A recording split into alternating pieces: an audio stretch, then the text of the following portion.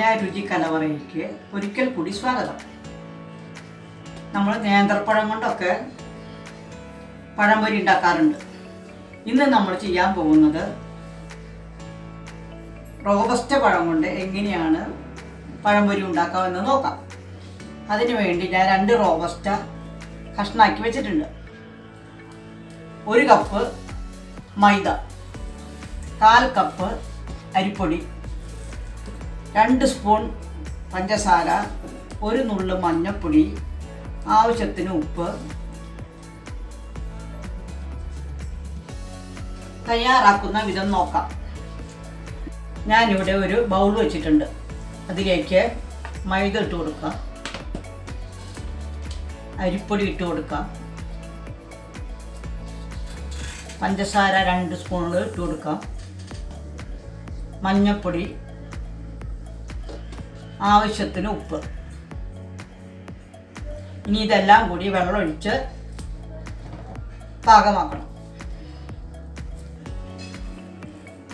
ഇതിലേക്ക് ആവശ്യത്തിനുള്ള വെള്ളം ഒഴിച്ച് മിക്സ് ചെയ്യണം. ഈ പാകത്തിൽ വേണം മിശ്രിതം തയ്യാറാക്കാൻ. ഇനി നമുക്ക് ഇതിൽ മുക്കിയിട്ട് അടുപ്പത്തൊരു പാൻ വെച്ച് ഓയിൽ ഒഴിച്ച് മൊരിയിച്ചെടുക്കാം. അപ്പോൾ നമ്മുടെ ഓയിൽ പാകമായിട്ടുണ്ട്. അതിലേക്ക് നമുക്ക് പഴം മുക്കി ഇടാം.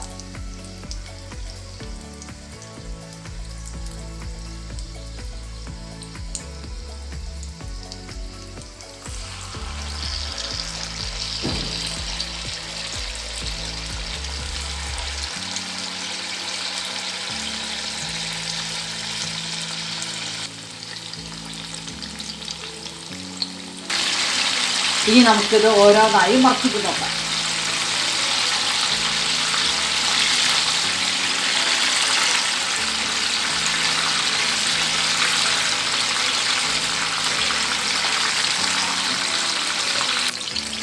അപ്പോൾ നമ്മുടെ പഴംപൊരി പാകമായി. ഇനി നമുക്ക് ഇതിൽ നിന്ന് ഓരോന്നോരോന്നായിട്ട് എടുക്കാം.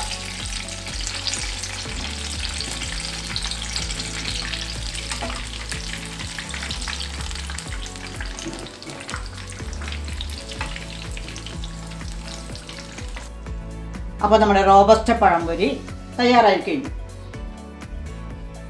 അപ്പോൾ നമ്മുടെ സ്വാദിഷ്ടമായ റോബസ്റ്റ പഴം കൊണ്ടുള്ള പഴംപൊരി തയ്യാറായി കഴിഞ്ഞു. എല്ലാവരും ഉണ്ടാക്കി നോക്കണം. ഇഷ്ടമായ ലൈക്ക് ചെയ്യണം, കമൻറ്റ് ചെയ്യണം.